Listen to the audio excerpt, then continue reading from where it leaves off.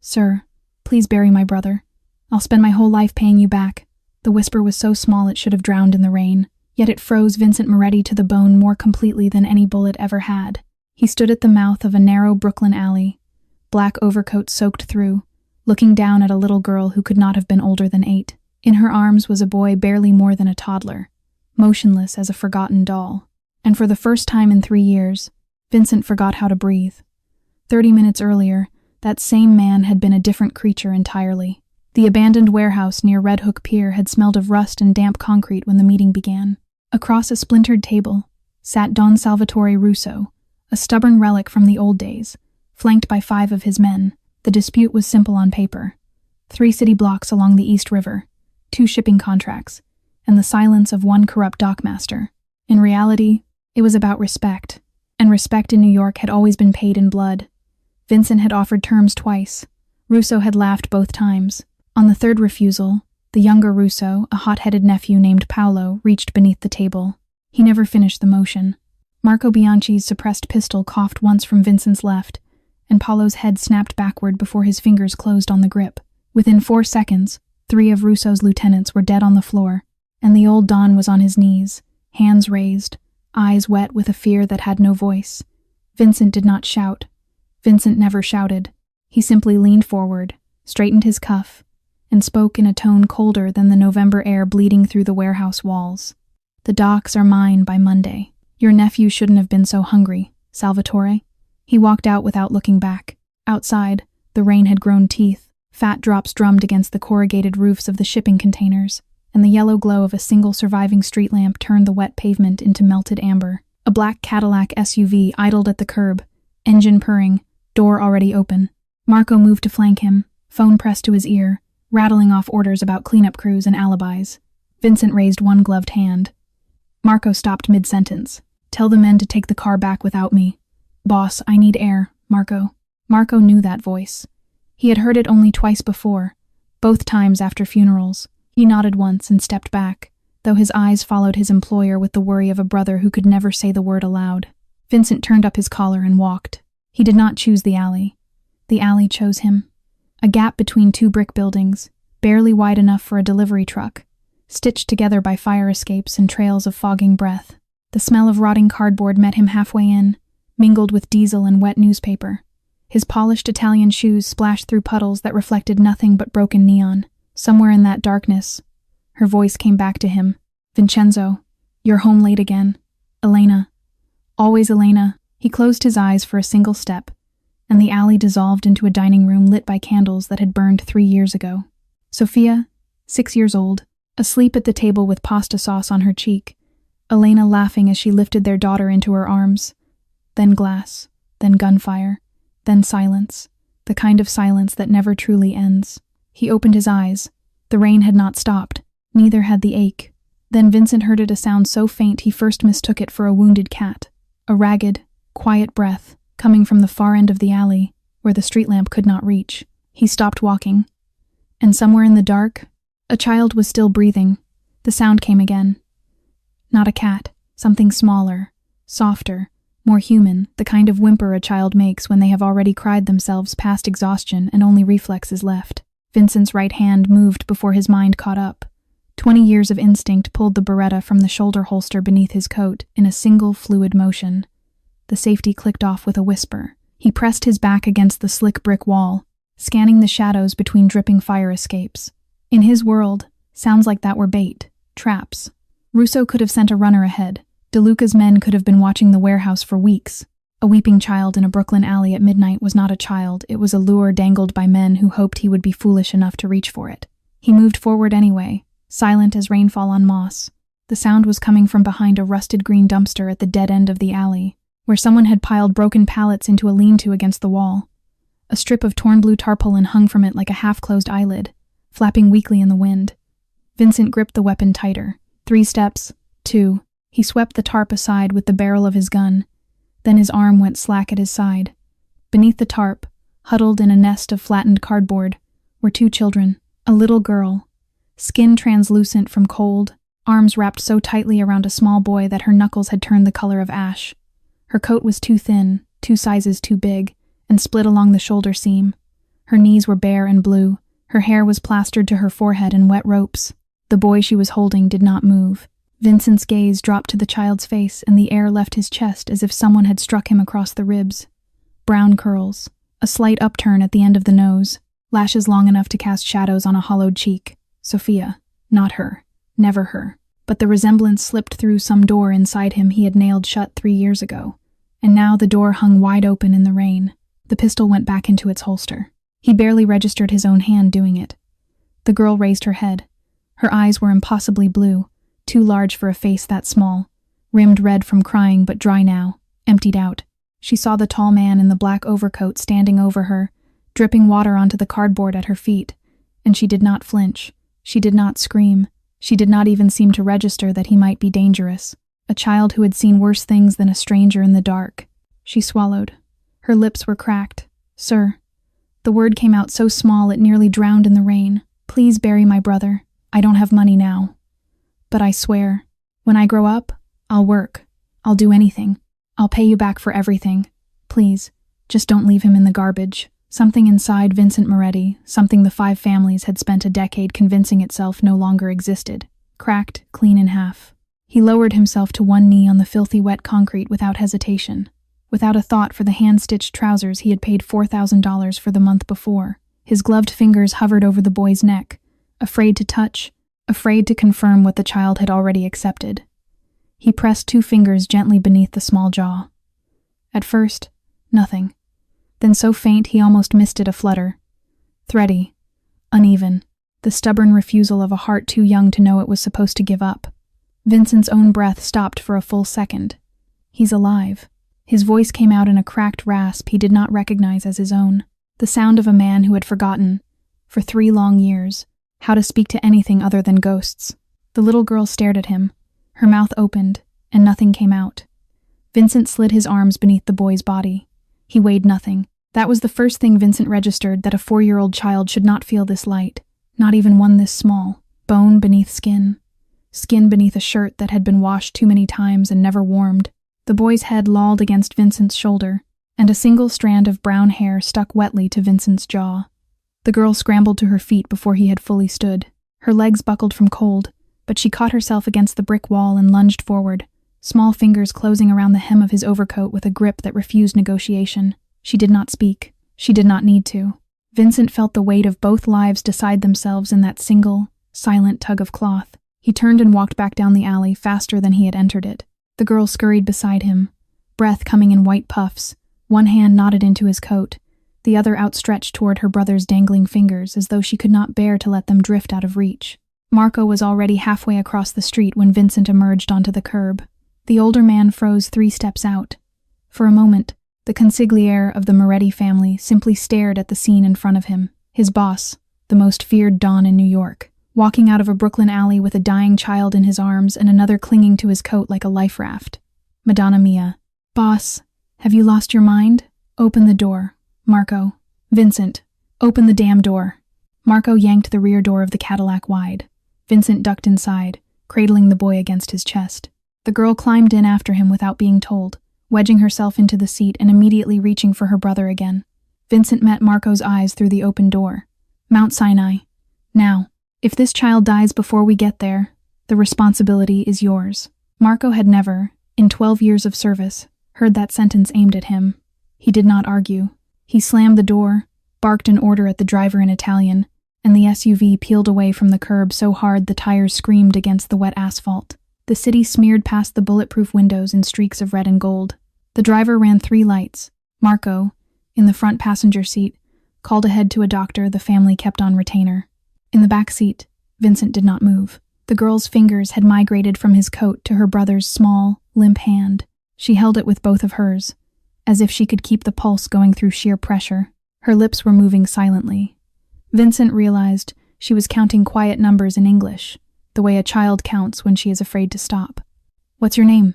he asked. She did not answer at first. "Lily." Then, after another breath, "Lily Carter. And this is Noah. He's 4. How long have you been out there, Lily?" 3 days, 3 words, each one a knife. She spoke without looking at him, eyes fixed on her brother's face. Her parents had died 2 years ago. A car accident. She said the words rehearsed, flat, scrubbed of feeling. They had been placed at a home called Safe Haven. Noah caught colds easily, and when he cried at night, the matrons put him in a back room and closed the door. Last week he had stopped eating. 3 days ago she had wrapped him in her coat and walked out before the sun came up. She had thought Brooklyn would be warmer than the home. She had been wrong. Vincent looked down at the small hands clasped around her brother's. The nails were bitten to the quick. The knuckles were raw, and suddenly he remembered with a clarity that felt like drowning the way Sophia used to fall asleep, clutching the ear of a brown stuffed bear, convinced that if she let go it would be lonely in the dark. He did not remember closing his eyes. He only realized he had when the SUV lurched to a stop beneath the blazing white canopy of the Mount Sinai emergency bay. Vincent was already moving before the wheels had fully stilled. He kicked the door open with the heel of his shoe, swept out of the vehicle with Noah still cradled against his shoulder, and crossed the wet pavement in 4 long strides. 2 intake nurses turned at the automatic doors. Their professional smiles dropped when they recognized the face striding toward them through the rain. "This child is in cardiac distress," Vincent said, voice cut from stone. "Pediatric trauma bay. I want your best attending. Now." A younger nurse stammered something about insurance and intake forms. Vincent did not slow. "My name is Vincent Moretti. Whatever this hospital costs tonight, I will pay 10 times. If this boy dies because of a clipboard, I will remember every face in this lobby." The lobby went very, very quiet. Then it exploded into motion. A gurney rolled out. 2 residents in scrubs sprinted from behind the triage desk. Someone shouted for pediatrics. The boy was lifted from Vincent's arms with hands that had suddenly discovered their competence, and Noah Carter disappeared through a set of double doors that swung shut with a pneumatic hiss. Lily tried to follow. A nurse caught her gently by the shoulder. The little girl turned and, for the first time, looked up at Vincent Moretti, like she had just realized he was the only adult left in her world. The pediatric trauma bay ran on a different rhythm than the rest of the hospital, faster, sharper, punctuated by small voices that should not have been in a place like this. At its center stood a woman in navy scrubs and a white coat, hair pulled back in a low knot, already pulling a stethoscope from her neck before the gurney had fully cleared the doors. "Talk to me," she said. Male, approximately 4 years old. Found unresponsive, pulse thready, skin temp severely depressed, no known medical history. Airways clear. "Let's move, doctor." Rachel Brennan did not look up when Vincent stepped through the doors after the gurney. She had heard his name carried down the hallway on 3 separate whispers already. She simply slid her hands beneath Noah's small ribcage, listened, frowned, and began snapping orders to the residents. Warmed saline, blood panel, chest film, vitals every 2 minutes. Only when Noah had been stabilized enough to be moved to the pediatric ICU did Rachel finally straighten, peel off a pair of bloodied gloves into a biohazard bin, and turn to face the man standing against the wall. Her eyes were a clear, unimpressed gray. They took in his blood-flecked cuff, his wet hair, the small girl still pressed against his side with her fist knotted in the hem of his coat. She did not flinch. She did not even blink. "Mr. Moretti, doctor, I'll spare us both the pretense. I watch the evening news. Then you know I can pay for whatever the boy needs." "What the boy needs, Mr. Moretti, is for someone to explain to me why he is 3 kilograms underweight for his age, presenting with stage 3 malnutrition, severe dehydration, and a case of pneumonia advanced enough that 2 more hours in the rain would have killed him." The words landed with the precision of a scalpel. Vincent held her gaze. "I found them in an alley 40 minutes ago. I know nothing about this child beyond what I have told the triage nurse." Rachel studied him for a long moment. Then her attention shifted, softening a degree, to the small girl still anchored to his coat. She crouched, not down on one knee the way adults did when they were performing kindness, but into a full, professional squat, bringing her face level with Lily's without losing an inch of her steadiness. "Hi, sweetheart. My name is Dr. Rachel. I'm the one taking care of your brother tonight." She paused. "Can you tell me how old you are?" 8. "And where are your parents, Lily?" "They died 2 years ago. Car accident. Who's been looking after you since then?" "Safe Haven home. In Queens." Rachel's pen paused over her chart for the first time. "Your last name, honey?" "Carter." The pen did not move. It was the smallest thing, a half-second of absolute stillness. A flicker behind the eyes that could have been mistaken for fatigue under the fluorescent lights. Rachel's jaw tightened by a single degree, then released. She wrote the name down in neat, deliberate print. "Thank you, Lily. You've been very brave. I'm going to have one of my nurses take you somewhere warm and get you something to eat. Your brother is going to stay with me for a little while longer. okay? I promise I won't let anything happen to him." Lily looked at Vincent before she answered. A small, silent question. Vincent nodded once. Only then did the girl release his coat. Rachel watched the exchange. She did not comment on it. She simply rose, handed the chart to a waiting resident, and gestured for Vincent to follow her 3 steps down the corridor, out of the child's earshot. When she turned to face him again, her voice had cooled several degrees. "Mr. Moretti, let me be very clear with you. This is a hospital. It is not Little Italy. It is not your father's old social club on Mulberry Street. If I find out that you are in any way connected to how those 2 children ended up starving in an alley in November, if there is even a whisper of it, I will put your name at the top of every report I file with the city. Tonight, are we understood?" Vincent did not break eye contact. Most men did, within the first 2 seconds. She did not. "That little girl," he said quietly, "asked me to bury her brother. She offered to spend her life paying me back for it. What would you have done, Doctor? Brennan? Walked away?" Rachel opened her mouth to answer. She closed it again. For a moment, she simply looked at him, and what she saw was not what she had expected to find in the face of a Moretti. There was no arrogance there, no calculation, only something raw and worn thin, like a wound that had been carried a very long time without being dressed. For the first time in her professional life, Rachel Brennan found herself at a loss for what to say to a mobster. She exhaled through her nose, picked up her chart, and walked away down the corridor without another word. By the time Rachel's footsteps faded down the corridor, the hospital had begun to rearrange itself around the name Moretti. A senior administrator appeared within 10 minutes, still knotting his tie, apologizing for the hour.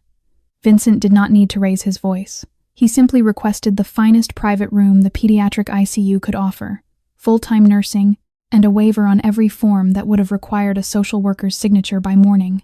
A credit card was handed over. The administrator did not dare look at the number on it. By 2 a.m, Noah Carter had been transferred into a corner suite with pale blue walls, a second recliner for a family member, and a wide window that looked out over the wet glitter of Fifth Avenue. Lily refused to leave his side. She did not cry. She did not ask questions. She simply climbed onto the recliner beside his bed, tucked her bare feet beneath her, and folded her small body into the smallest shape it could take, as though making herself invisible might protect the one person still left to her. Vincent stood in the doorway and watched her for a long time. 3 years ago, he had stood in a doorway just like this one, looking at a different child in a different bed. He had sworn then that he would never cross another hospital threshold for as long as he lived. And yet here he was, coat still damp, shoulders still carrying the weight of a boy who weighed nothing at all. He turned and walked down the corridor. The vending machine at the end of the hall hummed under the fluorescent lights. He stared at it for several seconds before he realized he had not used one in over a decade. He slid a crumpled $20 bill into the slot, pressed buttons almost at random, and came back with a turkey sandwich wrapped in cellophane, a carton of chocolate milk, and a small bag of pretzels. He set them on the rolling tray beside Lily. The girl looked at the food, then at him, then at the food again. She swallowed. "I should pay you back for this too. But I don't have any money, sir. I'm sorry." The word "sir" struck something behind his ribs. Vincent lowered himself into the chair across from her. His voice, when it came out, surprised him lower, slower, softened at the edges, in a way he had not permitted himself in 3 long years. "Eat, Lily. There is no debt. Not tonight. Not ever for something like this." Her fingers trembled as she reached for the sandwich. She peeled the cellophane back with the care of a child who had been scolded before for tearing paper too loudly. She took the smallest possible bite, chewed twice, swallowed, then she looked at her brother's sleeping face, and took another bite. Vincent watched her from the shadow of the reading lamp. Those eyes, he thought. Somewhere, he had seen those eyes before. Not Sophia's. Sophia's had been dark, almost black like Elena's. Lily's were a pale, startling blue, the color of a January sky an hour before snowfall. They belonged to a face he could not place, a ghost of a memory that refused to resolve itself. His phone buzzed in his pocket. He stepped into the hallway to answer it. "Boss." Marco's voice was clipped. "It's worse than we thought. DeLuca's people have been in the neighborhood for an hour already.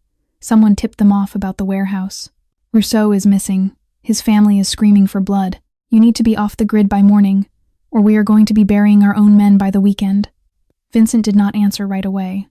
Through the half-open door of the hospital room, he could see Lily. She had set the sandwich down after 3 bites. Her small hand had found her brother's again. She was whispering to him, too quiet to hear, her forehead pressed against the edge of the mattress. "Boss? Did you hear me?" "I heard you. We have to move." "I know. Then come out. Now. The car is downstairs." Vincent was silent for another beat. "I'm coming, Marco. But listen to me carefully. I want 2 of our men on this floor before I leave the building. No uniforms, nothing that draws attention. They stay outside this door until I return. No one goes inside that room. No staff. No visitors. No social workers. No one except Dr. Rachel Brennan. If she asks for access at 3, boss, those are my orders, Marco." There was a long exhale on the other end of the line. "Understood." Vincent hung up.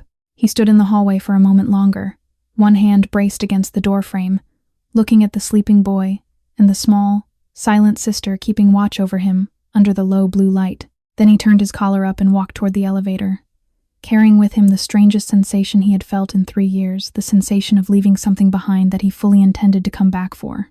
3 days passed in the rhythm of a hospital that had forgotten how to sleep. Noah's fever broke on the second morning. His color crept back one shade at a time, from ash to parchment to the faintest edge of pink along his cheekbones.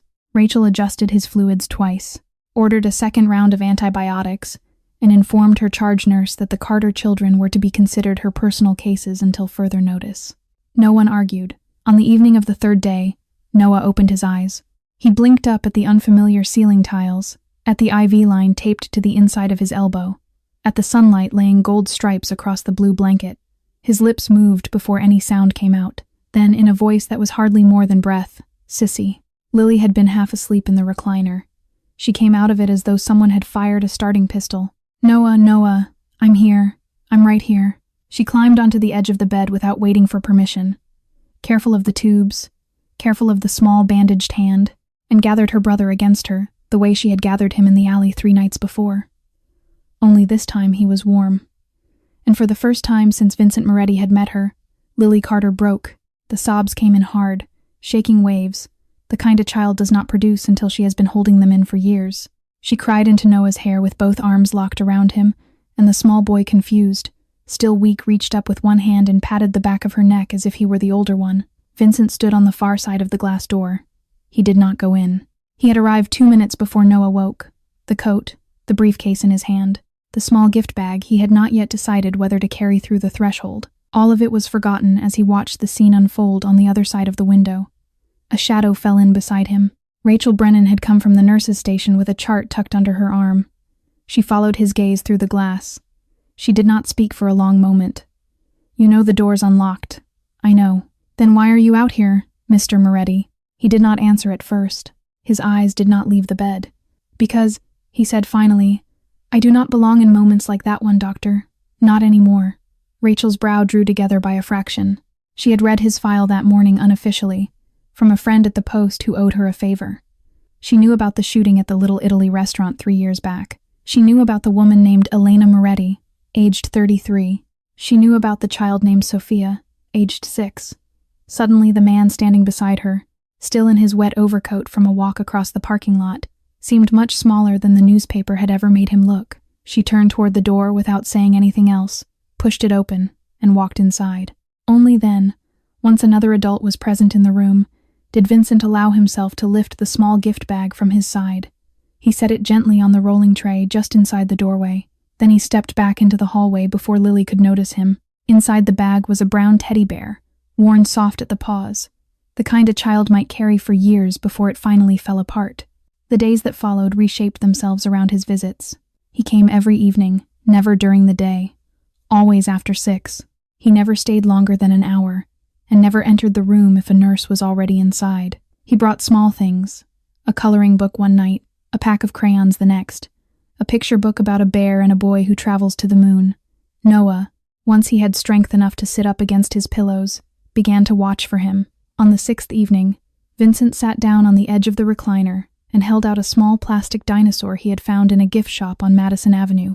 Noah accepted it with both hands, solemn as a judge, turned it over once, and looked up with wide brown eyes. "Thank you, Uncle Vincent." The words came out a little crooked, Uncle Vincent. Really, the syllables mashed together the way very young children mash words.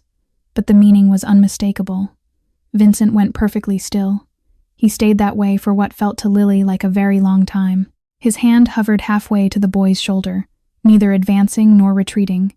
His throat worked once, swallowed, and worked again. Then, quietly, he lowered the hand and rested it on the edge of the mattress beside Noah's small fingers. He did not trust himself with more than that. From the doorway where Rachel Brennan happened to be signing off on a chart, that was the exact moment something in her turned, quietly and without announcement, to doubt every certainty she had ever held about the Moretti name. They arrived on the 8th morning, without warning. The click of expensive heels reached the pediatric wing before the woman herself did.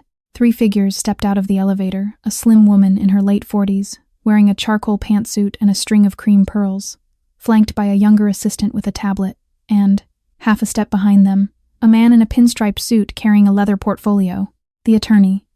The nurse at the station recognized the pearls before she registered the face. Patricia Hayes, executive director of the Safe Haven Foundation. Her photograph hung in half the charity galas in Manhattan, always smiling, always surrounded by thin children in clean white shirts. We're here for the Carter siblings. I understand they were admitted over a week ago. We've come to arrange their transfer. The nurse reached for the phone. Vincent was in the room when the knock came at the door. He had been sitting in the chair beside the window, sleeves rolled to the forearm, reading aloud from a thin picture book about a bear who lived on the moon. Noah was curled against his sister's side, eyelids drooping. Lily was tracing the illustrations with one slow finger. The door opened without waiting. Patricia Hayes did not step into the room so much as present herself into it, chin slightly lifted, hands folded over the leather clutch at her waist, smile painted precisely between warmth and warning. Mr. Moretti. What a relief to finally find you. Vincent closed the book without marking the page. He stood up slowly, not threatening, but not deferring either. Lily's hand had already found his trouser leg. Her grip was so tight her knuckles whitened. Miss Hayes. He had never met her. He knew the name on sight anyway. I wasn't aware the foundation made house calls. We make them for our children. Mr. Moretti. Always. The smile deepened a fraction. The eyes did not. We heard the most remarkable story about you. A kind stranger in an alley. A hospital bill paid in full. Truly, the foundation is grateful. Most grateful. But, her head tilted, almost apologetic. Lily and Noah Carter are legal wards of the state of New York, in the direct custody of Safe Haven. Under statute, they cannot remain in the care of an unrelated private party. Not for a week. Not for an hour. We've come to bring them home. No? The word tore out of Lily before either adult could continue. The girl launched herself forward and wrapped both arms around Vincent's waist. Her small body pressed so tightly against him that he could feel her heart hammering through his shirt. No, I'm not going back. They don't feed Noah. They put him in the dark room when he cries. Please don't make me go back. Please, sweetheart. Patricia's voice dipped into professional sympathy, smooth as oil. You've been through such a terrible ordeal. It's completely normal to have these feelings.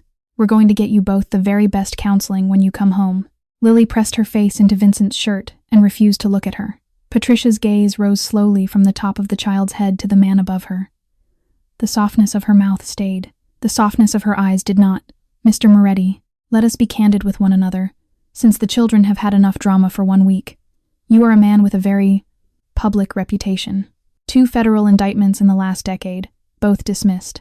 A wife and daughter killed in circumstances that remain, shall we say, unresolved. It would not be difficult for the Foundation to make the case, publicly and in court, that continued proximity between these children and a figure such as yourself constitutes not a rescue but a kidnapping. The word hung in the room like a blade that had stopped at a hair's width from skin. Vincent did not move for a beat. Then he took a single step forward. Nothing about the movement was fast. Nothing about it was loud. But the temperature of the room shifted several degrees, and the attorney behind Patricia Hayes found a very sudden reason to glance down at his portfolio. Miss Hayes. Vincent's voice had dropped to the register he reserved for men who had not yet realized the negotiation was already over. You are welcome to file.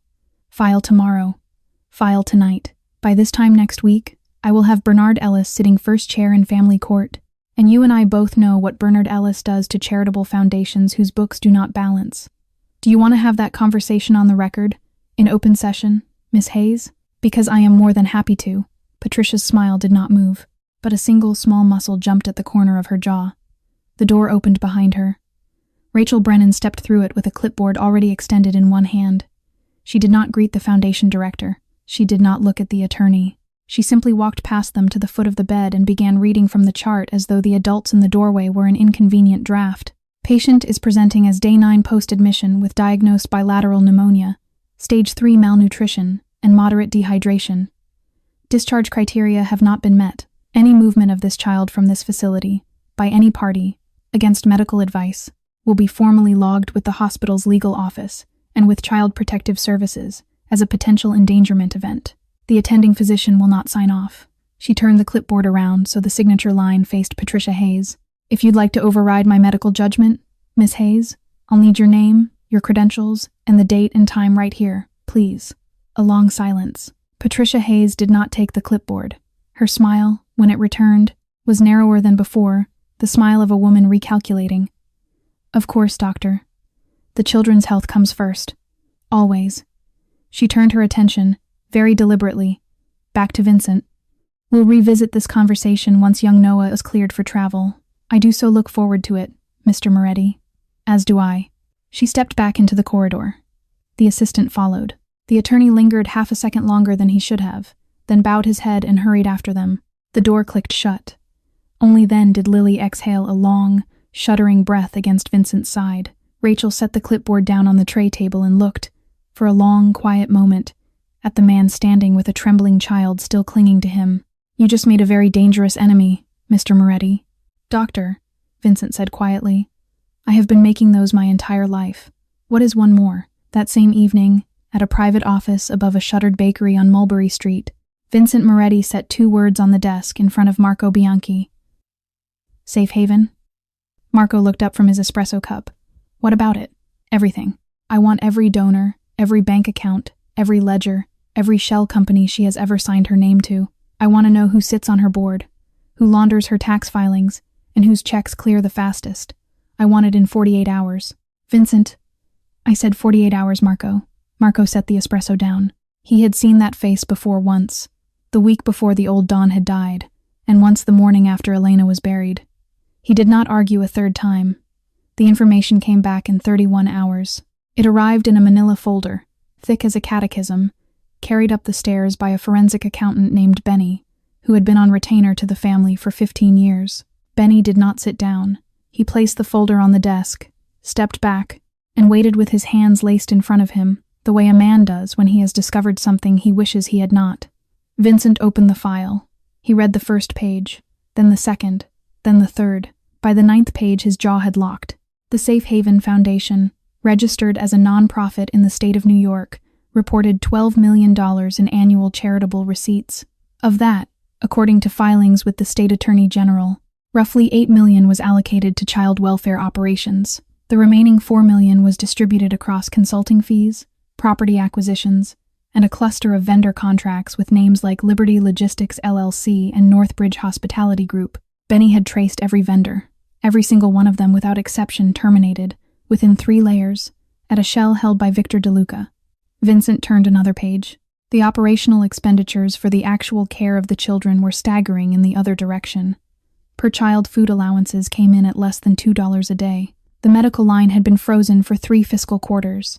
There had been no new clothing budget approved in 14 months. But the photography budget, for the glossy donor brochures and the holiday mailers, had tripled.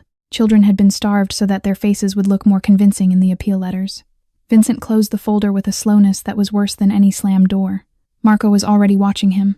Benny took a small, careful step toward the exit. Benny, yes, Don Moretti.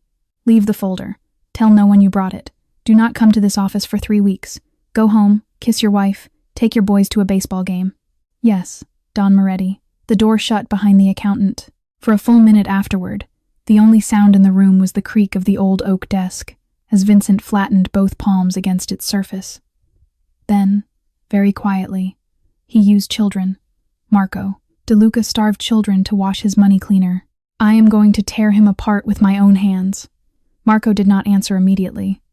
When he did, his voice was low and careful, the way a man speaks to another man standing too close to an open window. Vincent, listen to me. I have known you since you were 16 years old. I watched your father put that ring on your finger. And I am telling you are losing control of yourself over 2 children you met in a Brooklyn alley. Safe Haven is ugly. Safe Haven is foul. But safe haven is not our war. DeLuca has been running laundry through every charity in this city since before your father was buried. You pick this fight now, over those kids, and every family from Staten Island to the Bronx is going to say, the dawn of Moretti went soft for an 8-year-old and her sick brother. Let them say it. Vincent, let them say it. Marco. Vincent lifted his gaze from the folder. It is my business now. Marco held the look for several long seconds. Then he exhaled through his nose, nodded once, and reached for his coat. Then, I ride with you, as I always have. The next morning, Doctor. Rachel Brennan signed the discharge papers for Noah Carter. A black SUV pulled up to the hospital exit at 10 o'clock. 2 of Marco's most trusted men stood beside it, coats buttoned, eyes on the street. Vincent lifted Noah into the back seat, with the same care he had once lifted the boy out of a pile of wet cardboard. Lily climbed in after him of her own accord now, without being asked, and tucked herself into the middle seat with her brother's hand already in hers. The ride out of the city took just over an hour. The Moretti estate stood at the end of a long gravel drive in Oyster Bay, Long Island, a 3-story stone house flanked by cypress trees and edged on its eastern side by a wide, slate-gray view of the Sound. The gate swung open as the SUV approached. The rain had finally stopped. Pale autumn sunlight fell across the hedges in long, tired stripes. At the front steps stood an old man in a gray morning coat. Old Tony had kept this house for 31 years. He had served Vincent's father his last espresso. He had stood at the back of the chapel the day Vincent and Elena were married. He had walked beside the small white coffin at Sophia's funeral. For 3 years, he had answered the door for no one except staff, lawyers, and the occasional priest. When the SUV came to a stop, and Vincent stepped out with a 4-year-old boy on his hip and a small girl holding his other hand, old Tony stood very, very still. Then, without a word, the old man lifted one white-gloved hand to cover his eyes. His shoulders shook just once. That was all. "Welcome home, Don Moretti," he managed, when he had command of his voice again. "And welcome to our young guests." Lily looked up at the tall stone house, at the old man with tears running openly down his cheeks, at the wide front doors already being pulled inward by unseen staff. For the first time in 2 years, something inside her small, tired chest allowed itself to believe very cautiously, very quietly that she might have arrived somewhere. The first week inside the Moretti estate passed as though the house itself had been holding its breath and had, at last, been permitted to exhale. For Lily and Noah, everything was too large. The foyer alone, paved in squares of cream and veined marble, was bigger than the entire dormitory they had slept in at Safe Haven. The staircase curved up into the second floor like something from a movie. There was a library with a ladder on wheels, a sunroom whose glass walls overlooked a garden of late-blooming chrysanthemums, and, at the back of the property, a heated pool, the color of swimming pool sapphires under a glass roof. Noah spent half an hour the first afternoon sitting cross-legged in front of the fireplace simply watching the logs crackle, because he had never seen one in person before. Lily, older and more wary, catalogued the house in silence. She noted the exits. She counted the staff. She measured the distance from her new bedroom window to the lawn below, in case she ever needed to know it. The bedroom Vincent had chosen for them stood at the end of the second-floor hallway, above the rose garden. The door had been closed for 3 years. When Vincent turned the handle and pushed it inward on that first afternoon, the hinges gave a small, reluctant cry, and a faint scent drifted out dust, faint lavender, and something sweet and powdery that belonged to a child who had not lived in this room in a very long time. The walls were the soft pink of the inside of a seashell. A canopy bed stood at the center, draped in white muslin. A doll with black curls sat on a reading chair in the corner, hands folded in her lap. Along one wall, a small bookshelf held picture books in alphabetical order by author. On the dresser, a silver music box stood closed, untouched. A single brown teddy bear sat on the pillow. Noah's eyes went wide. Lily did not step fully inside at first. She looked at Vincent. Whose room was this? Vincent did not answer right away. "A little girl's," he said. "A long time ago." He did not offer more, and Lily, sensing, with the instinct of a child who had lived too much, did not press. She turned to her brother, who had already begun pulling books off the shelf with the reverent greed of a child who had never owned one, and began to help him settle. Rachel arrived on the 3rd day to check on Noah's lungs. Old Tony met her at the door, as he met all visitors now, with the quiet dignity of a man whose employer had decided the estate was once again worth opening to the world. He carried her coat to the cloakroom himself. On the way to the breakfast room, he paused at the foot of the staircase and, in a voice barely above a whisper, leaned toward her. 3 years, Doctor. Brennan. 3 years that door stayed shut. The master would not even allow a maid to dust inside. I have worked for this family since he was a boy, and I thought I would die before I saw it open again. Rachel said nothing. She only squeezed the old man's sleeve and followed him toward the sound of small laughter coming from the sunroom. She stopped, unseen, at the threshold. Vincent was seated at the breakfast table in his shirt sleeves. His suit jacket hung on the back of his chair. Noah sat on a cushion to bring him up to table height, a silver spoon held upside down in one small fist, scowling at a bowl of oatmeal that refused to cooperate. Vincent reached over, gently, and turned the spoon the right way in the boy's hand. No, Piccolo, like this. You grip here. Keep your thumb on the side, not on top. Then you scoop, slowly. Not too much at once, or it falls. Like this? Better. See? Now again. Noah managed a small, successful bite and beamed as though he had hauled a fish from the sea. Vincent, in a voice Rachel had never heard him use, low, patient, almost soft at the edges, murmured, "Bravo, you are getting stronger every day." Rachel pressed one hand against the doorframe, unseen, and did not step into the room for another full minute. Lily watched all of this from a greater distance than her brother did. At night, when Noah had drifted off beneath the white canopy, she would slip out of bed and sit at the window seat, knees drawn up to her chest, eyes on the dark water of the Sound. She ate the food that was placed in front of her. She thanked the staff with quiet politeness. She said yes, sir, and no, sir, to Vincent, and did not otherwise offer him anything. On the 7th evening, Vincent found her there. He did not sit down. He stood a respectful distance away, one hand in his trouser pocket, the other resting lightly on the back of the window seat. The Sound was a long sheet of black glass beneath a rind of cold moon. "You haven't slept much." "No, sir. You can call me Vincent, Lily. Sir is not necessary in this house." She did not look at him. She kept her eyes on the water. "Why are you helping us?" The question was so direct and so quiet that for a moment he did not realize it had been asked. "What do you want from us?" she added. "Grown-ups always want something. The ones at Safe Haven wanted us to look pretty for the cameras. The ones at the bus stop wanted us to move so we weren't in their way. What do you want?" Vincent was silent for a long time.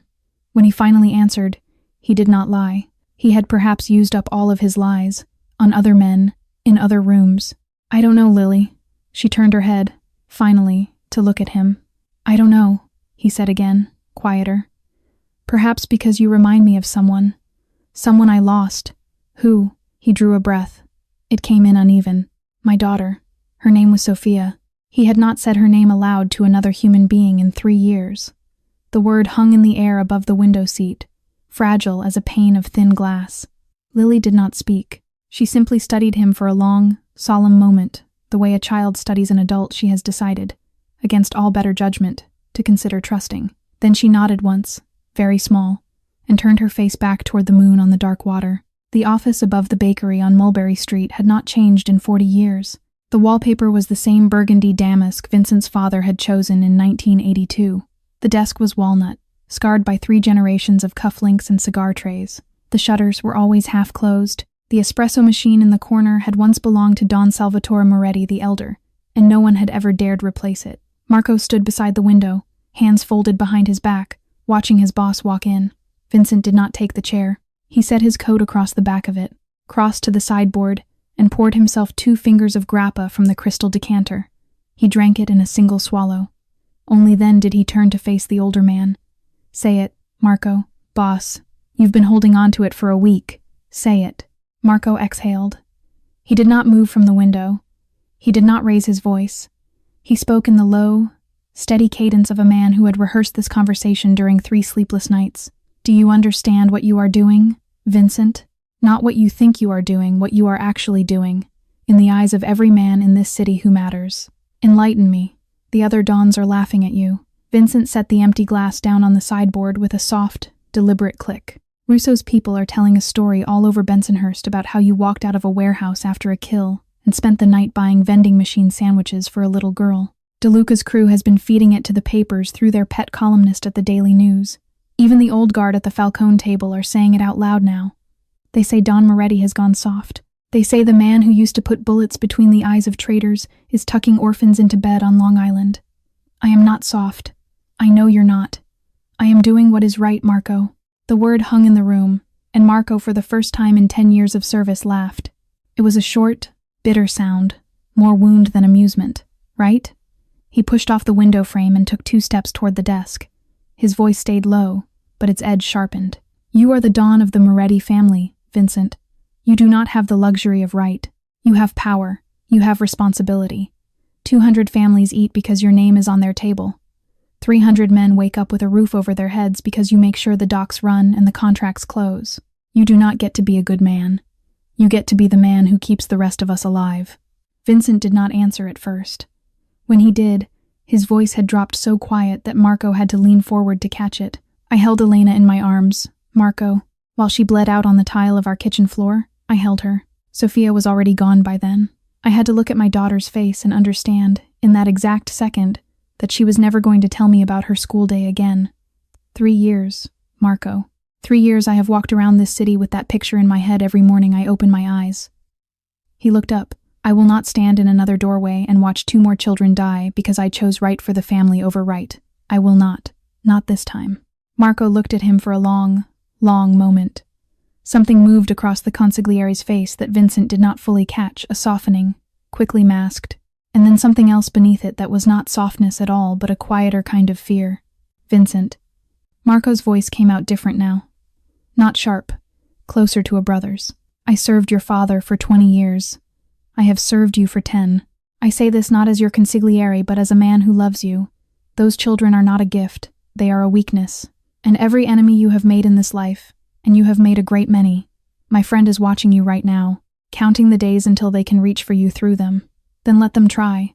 You think you can protect them forever? I think, Vincent said, that I would rather die trying than live another 3 years the way I have been living. He crossed to the desk, picked up his coat, and folded it over his arm. At the door, he paused. He did not turn. I appreciate your honesty, Marco. I always have. That is why you still stand in this room. The door closed behind him with a soft, final sound. Marco did not move. He stayed where he was, one hand braced against the walnut edge of the desk, looking at the empty grappa glass on the sideboard. The clock on the wall ticked off a full minute, then another, slowly, as though it were a decision being made piece by piece rather than all at once. Something hardened behind the older man's eyes. It was not disloyalty. That was what made it dangerous. It was love, bent sideways. Marco had watched Vincent's father die slowly, because the old Don had refused to see that his own son, Michele Vincent's younger brother, was leaking information to the Gambinos. Marco had sworn at that funeral that he would never again allow a Moretti he loved to be killed by his own blindness. And Vincent, today, in this room, had just become blind. Marco sat down in the chair Vincent had not used. He picked up the desk phone.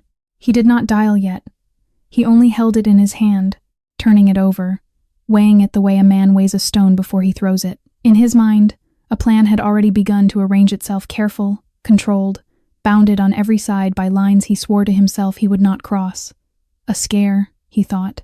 Nothing more than a scare. Enough to wake him up. Enough to remind him who he is. Enough to save him. He set the receiver down again. Not yet, but soon. On the same afternoon, in a different part of Manhattan, a telephone rang on the cluttered desk of Detective James Holloway of the NYPD Organized Crime Control Bureau. It rang 6 times before he bothered to pick it up.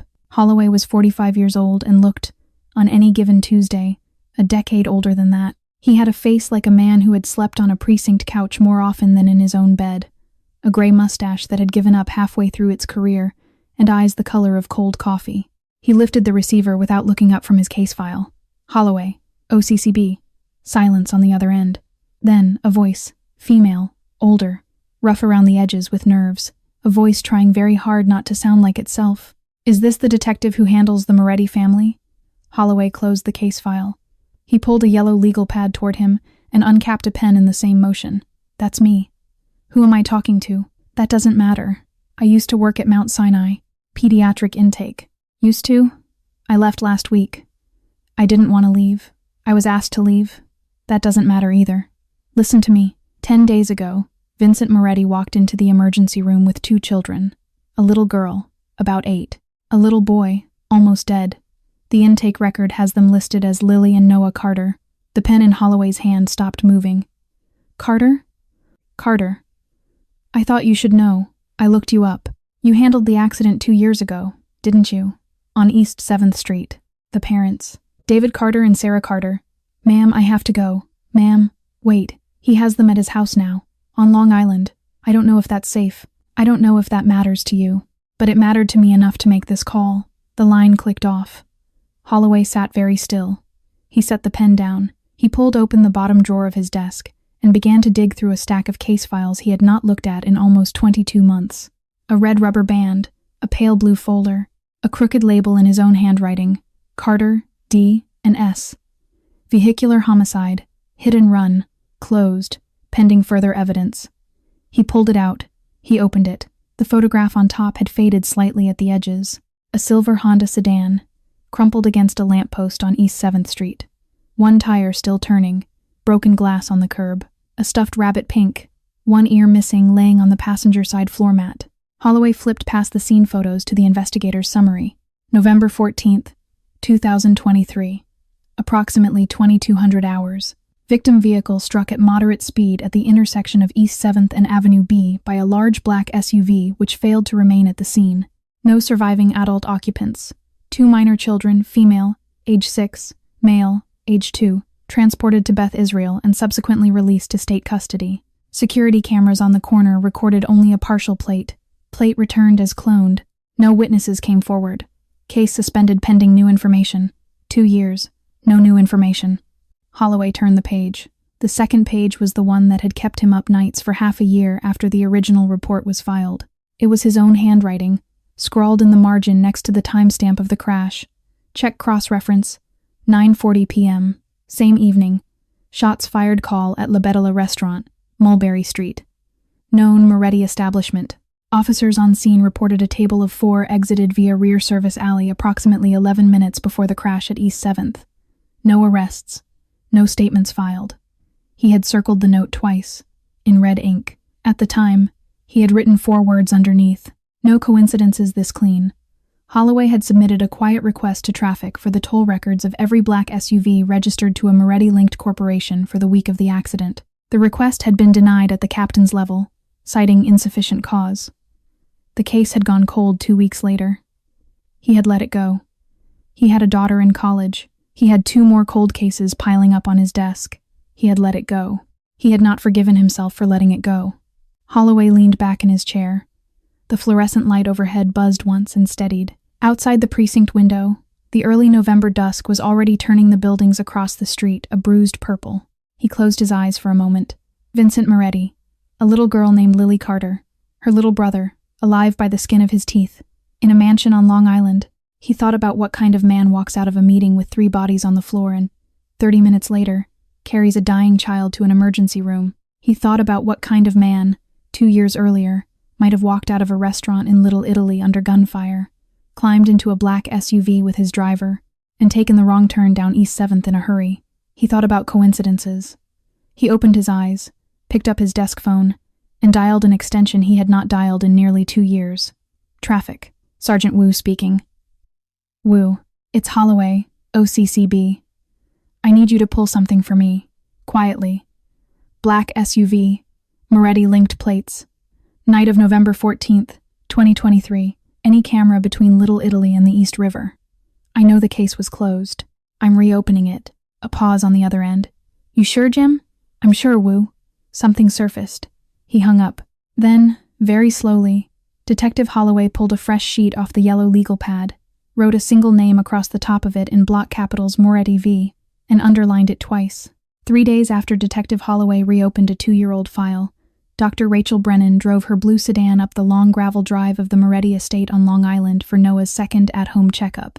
Old Tony met her at the door, as he always did now, with the formality of a man who had decided quietly, and without consulting anyone, that the doctor was not a visitor but an expected member of the household.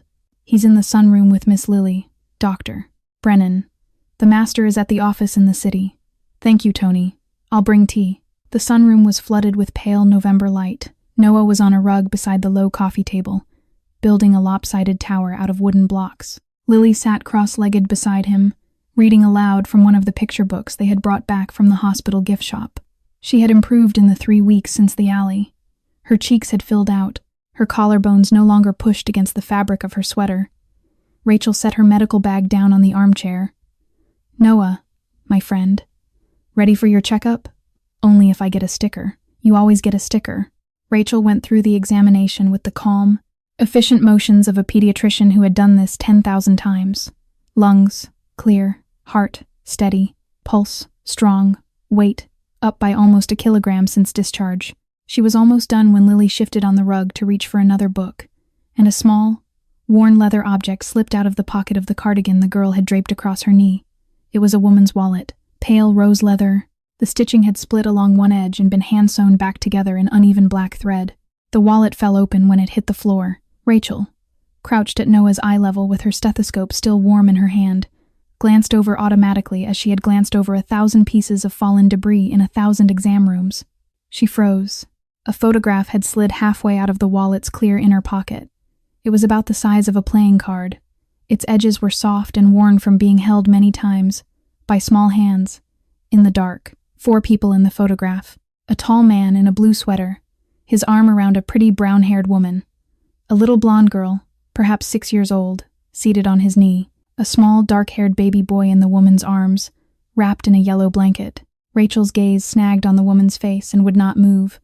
She was looking at a version of her own sister, the slight downturn at the corner of the left eye, the small mole just above the right brow, the smile that always seemed to begin on only one side of the mouth before it remembered to finish.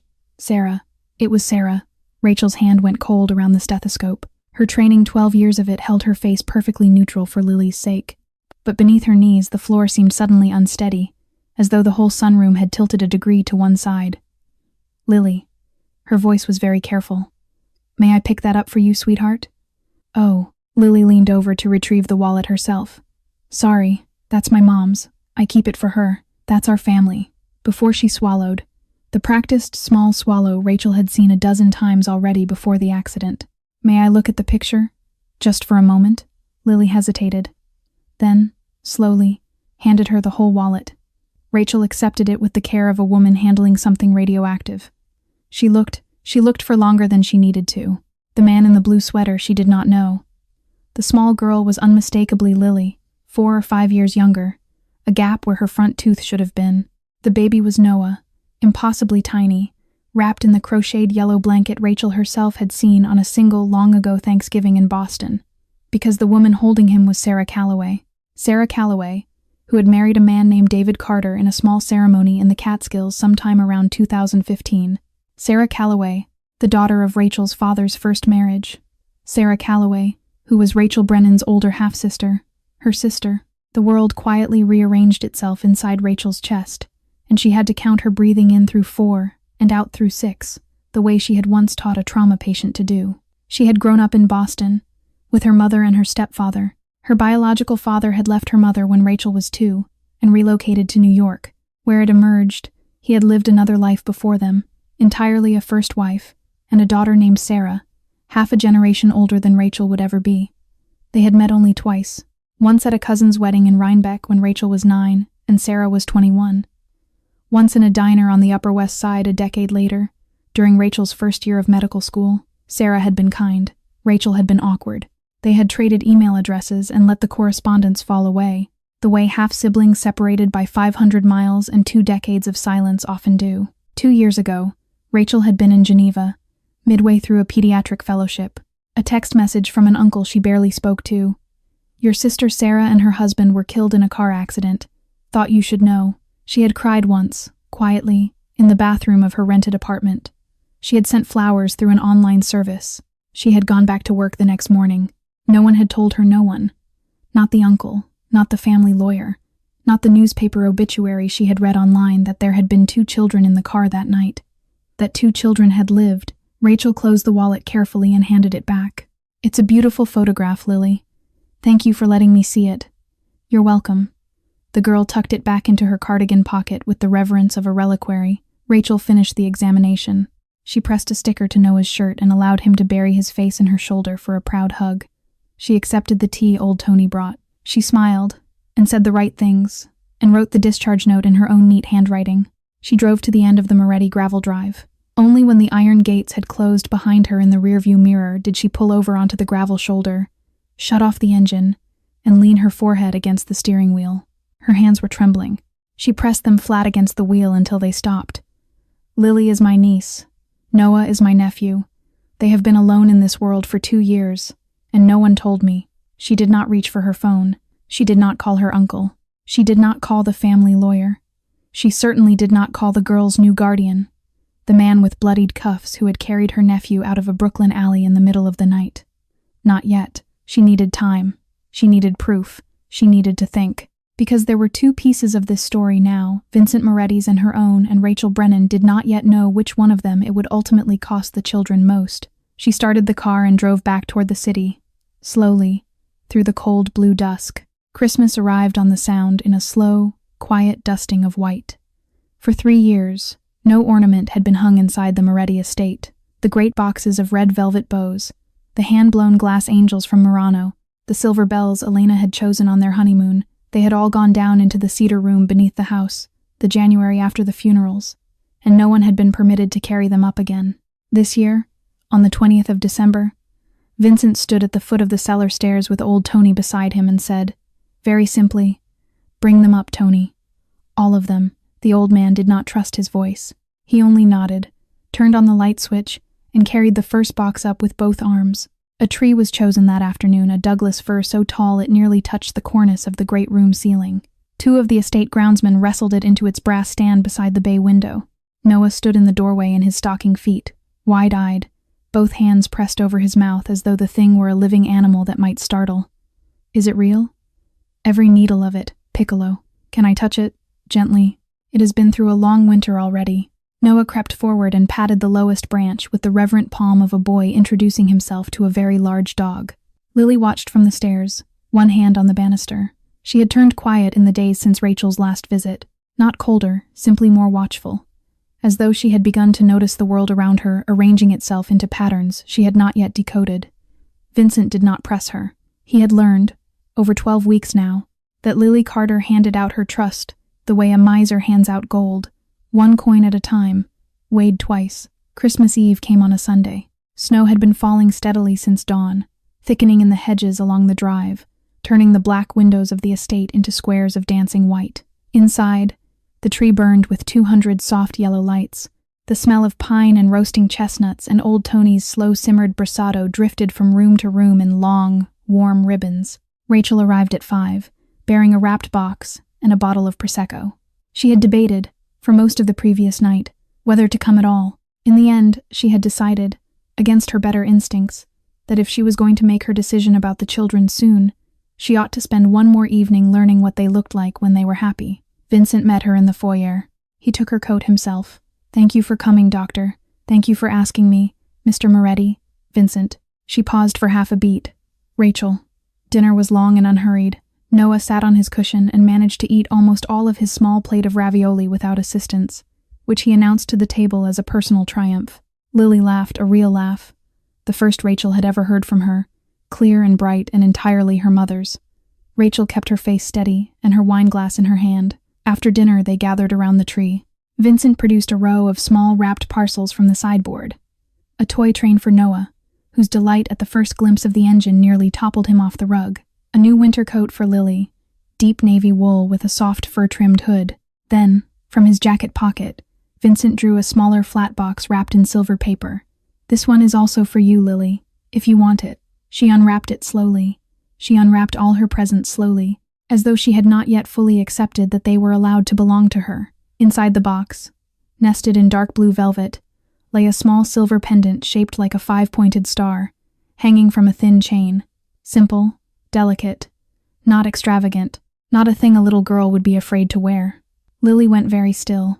Her finger traced the edge of the star once. "My mom," she swallowed. Her voice was almost too soft to hear. "My mom had one like this. Not the same, but almost the same. I remember." Across the room, the careful stillness of Vincent's face softened in a way Rachel had never yet seen in it.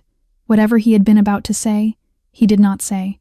He simply reached over and, with unpracticed, gentle hands, fastened the clasp at the back of Lily's neck himself. She touched the pendant against her collarbone. She did not cry. She nodded once, small. "Thank you, Vincent." It was the first time she had used his name without the uncle in front of it.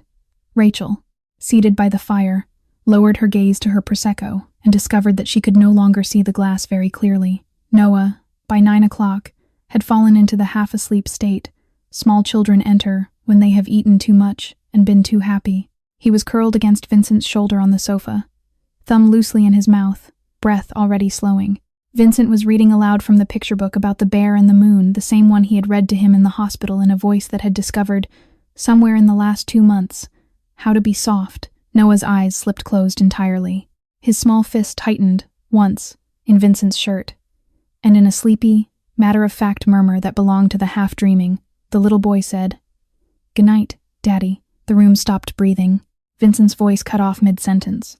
His hand, which had been turning a page, went perfectly still in the air above the book.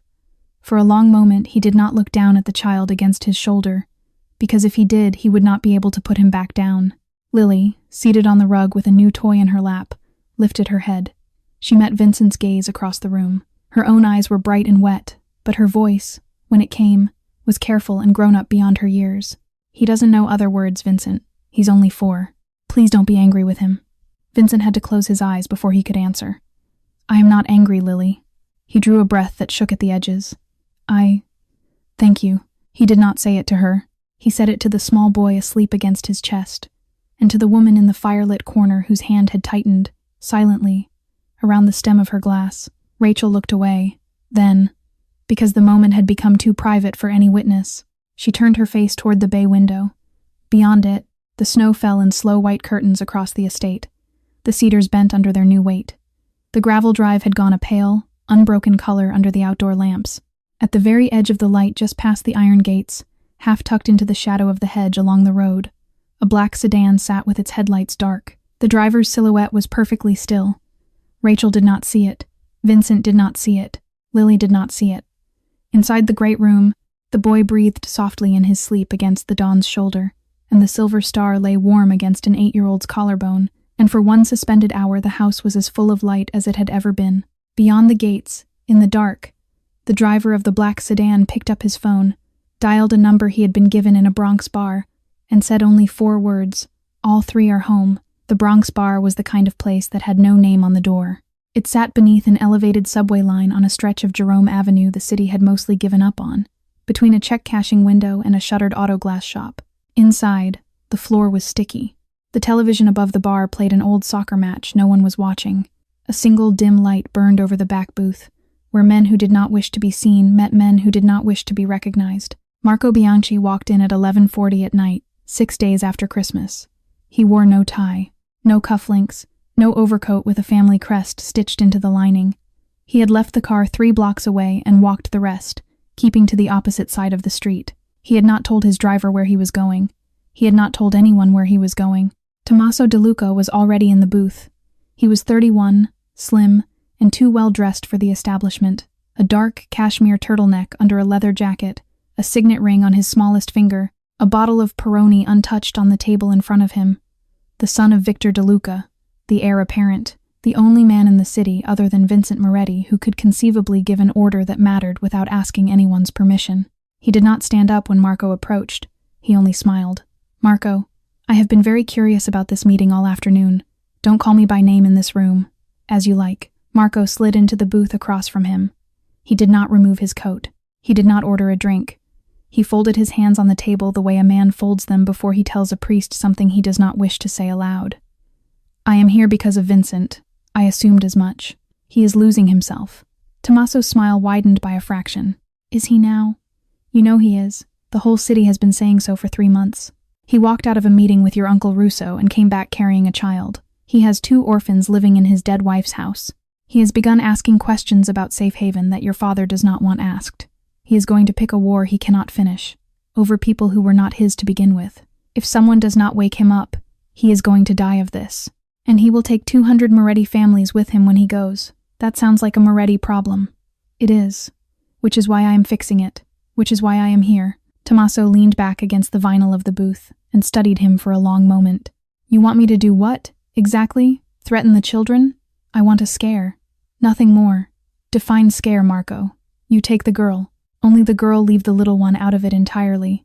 He is too sick. He will die on you. Hold her 1 night, 2 at the most. You make a ransom demand big enough to be believed. 5 million in territory, so your people think it's real. Vincent will come. He will come alone, because he is Vincent. He will get her back, and the moment he holds her again, he will finally understand what every one of us has been trying to tell him, that those children are a knife at his throat every day they stay under his roof. He will send them away. He will come back to himself. The family will breathe again. And you get 5 million in cash. You get to say, in every room your father walks into, that you made the Dawn of Moretti dance. You get to walk away clean with a story that will be told at DeLuca tables for a generation. Everybody wins. Tommaso's smile did not move, but something behind his eyes did a small, bright thing, like a coin dropping into a slot. No one touches the girl. That is the only condition I am placing on this conversation. You hurt her, and I will personally put a bullet between your eyes before your father's men find the body. Marco, please. I am a businessman. Children are bad for the soul. Say it out loud. I will not touch the girl. On my mother's name. On your mother's name. On my mother's name. The two men looked at each other. Marco had served in this life long enough to know the sound of a lie. The words were correct. The shape of them was correct. But somewhere in the spaces between Tommaso DeLuca's syllables there was a faint, cold, something Marco could not quite name, a small extra tooth in the gear. He chose, because his whole plan depended on choosing, to ignore it. One night, 2 at most, and she comes back unharmed, Tommaso. One night, 2 at most. She comes back unharmed. Marco rose. I will let you know when and where. Wait for my word. Do not move before I give it. As you say. Marco walked out of the bar the way he had come, no eye contact, no farewell. Collar turned up against the wind that was knifing in off the river. On Jerome Avenue, 3 blocks from his car, he stopped beneath a blown-out street lamp and braced one gloved hand against a chain-link fence.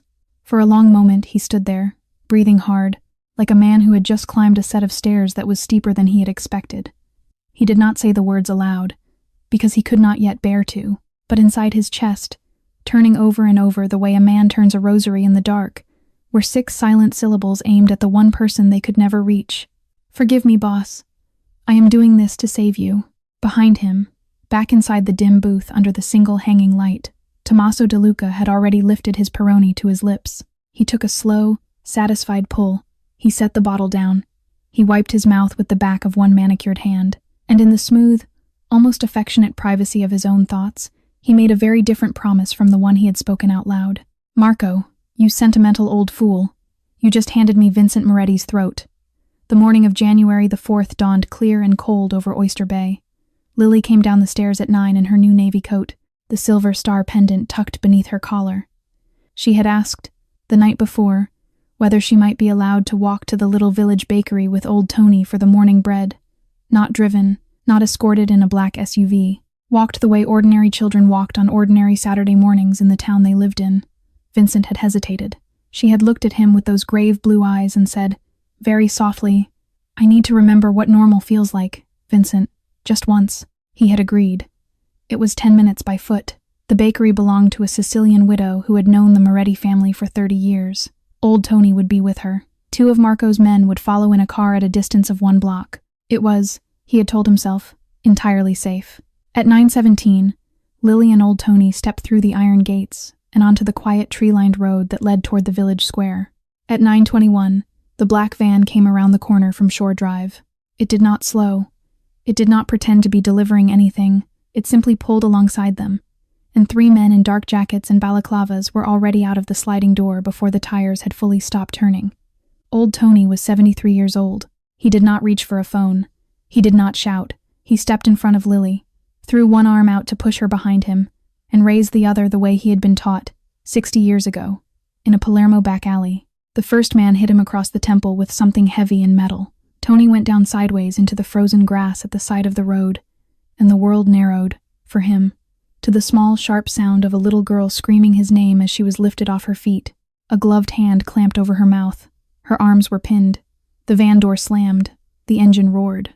By the time Marco's men rounded the corner at the tail of the caravan, all they saw was taillights disappearing around the next bend. The village was silent again by 9:23. Old Tony did not lose consciousness. Blood ran warm down the side of his face and pooled against the collar of his morning coat. His right arm would not move. His ribs, when he tried to push himself upright, refused with a pain that whited out his vision. but his left hand still worked. His left hand fumbled into the pocket of his vest and found the small mobile telephone Vincent had given him 3 weeks earlier. He pressed one button. He did not need to dial. "Tony?" Vincent's voice came through, bright and calm, because it was a Saturday morning and his daughter was walking to the bakery. "Don Moretti." The old man's voice split on the second word. "Forgive me. Forgive me. They took her." Silence on the line. The kind of silence that had teeth. "Tony. Who took her?" "A black van. 3 men. Masks. I could not stop them. Don Moretti. I tried. Stay where you are. Do not move. I am coming." The line cut. In the great room of the Moretti estate, Vincent stood with the phone still pressed to his ear for exactly 3 seconds. Then the phone hit the marble floor and cracked across its face, and Vincent was already moving through the foyer, through the front door, down the steps when the first scream came from the top of the stairs. Noah had heard. Noah had come out of the upstairs hallway in his pajamas and his small slippers, gripping the banister with both hands, and when he understood what the broken phone on the floor meant, his face collapsed into a terror too large for a 4-year-old body. "Sissy? Sissy? Where's Sissy? I want Sissy. Where is she? Daddy? Where is she?" The word daddy landed in Vincent's chest like a second bullet, fired into the same wound. He turned back. He climbed the stairs 2 at a time. He gathered the shaking boy up against his shoulder, the way he had first gathered him out of the rain, and he pressed his mouth against Noah's hair and he said the only words that mattered. "I am going to bring her back to you, Noah. Do you hear me?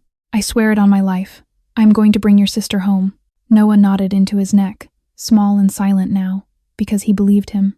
Vincent passed the boy into the arms of the weeping housekeeper and was out the door before the front bell had finished vibrating.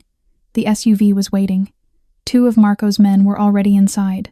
The drive to the scene took 4 minutes that felt like 40. Old Tony was loaded into an ambulance by men who had been called from a doctor on the family's retainer, not the county service. Then the phone in Vincent's hand rang. Unknown number. He picked up. He did not speak. Don Moretti. A young man's voice. Smooth. Enjoying itself. "Good morning to you, Tommaso. Very good. You always were quick. Where is she?" "Somewhere warm. For now. Here are my terms, and I will say them only once, so listen carefully. $5 million, in cash, unmarked. The entire Brooklyn Port Territory signed over to the DeLuca family by written notice before midnight tonight. That is the fee. Done." I am not finished. Say it. Tomorrow night at 10, you personally come to Warehouse 14 at the Red Hook Container Yard. You come alone. No Marco. No soldiers. No phone. If I see so much as one headlight that is not yours, the little girl starts to die slowly, and I will let you listen to it on this phone. Do we understand each other, Don Moretti? Vincent's hand tightened on the device until the plastic groaned. We understand each other. Marvelous. See you tomorrow night. The line clicked off.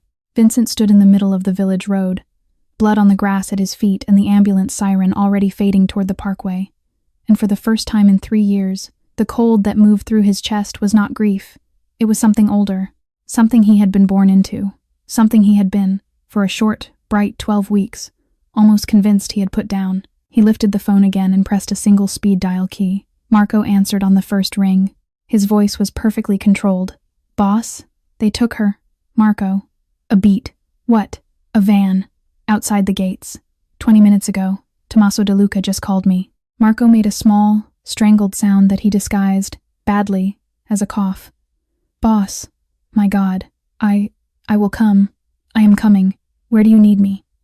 "At the house. Now. I am in the car already." Vincent hung up. 7 miles away, in the back seat of his own sedan, Marco Bianchi had dropped the phone into his lap. He pressed both hands against his face. His shoulders were shaking.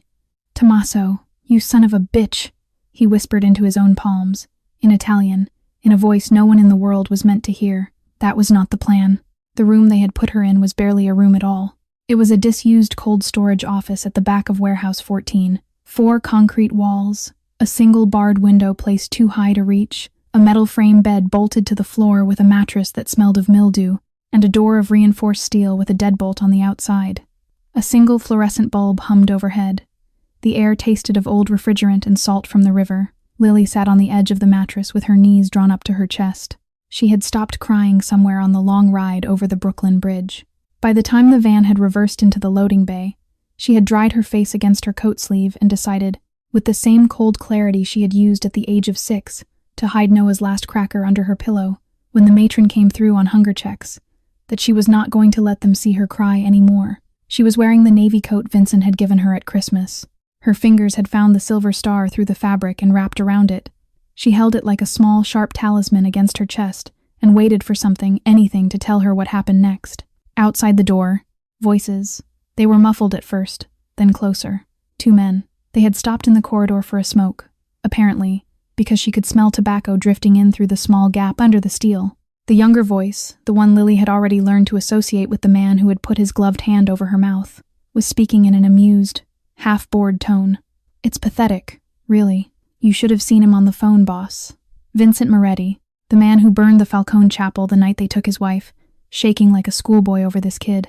A second voice answered, smoother, older, owning. "Tommaso, he has grown soft, Leo. We have known this for months." "It's the funniest part, though, isn't it? Go on. Entertain me." He's shaking himself to pieces over this little blonde girl, willing to hand over Brooklyn for her, walking into a warehouse alone tomorrow night, for her. And the whole time, boss, he is the reason she had to be buried in the first place. Lily's breath caught. She did not understand the sentence yet. Her body did, before her mind did. Her fingers tightened around the silver star so hard the points bit into her skin. Tommaso laughed. It was a quiet, private laugh, the kind a man laughs when he is savoring a piece of information he has been keeping behind his teeth for a long time. "Ah, you finally worked it out, Leo." "Everybody worked it out, boss. Once the Carter name came back around. It was your father who put it together first, wasn't it?" "It was. 2 winters ago, November." Vincent had just walked out of La Batola on Mulberry Street. The Falcones had tried for him at dinner 5 shooters, from 2 cars, right through the front window. He made it out the service door with Marco and the driver, bleeding from the arm, but alive. They got into a black SUV and ran. How far did they run? Not far. 2 minutes, maybe 3. East 7th and Avenue B. The driver was going too fast. A little silver sedan was coming through the intersection. They clipped it. It was not a clip. It was a broadside, full impact. The SUV was moving at over 40 miles an hour. The sedan folded against the lamppost. Both parents, on the scene. The 2 children in the back survived. A long pause.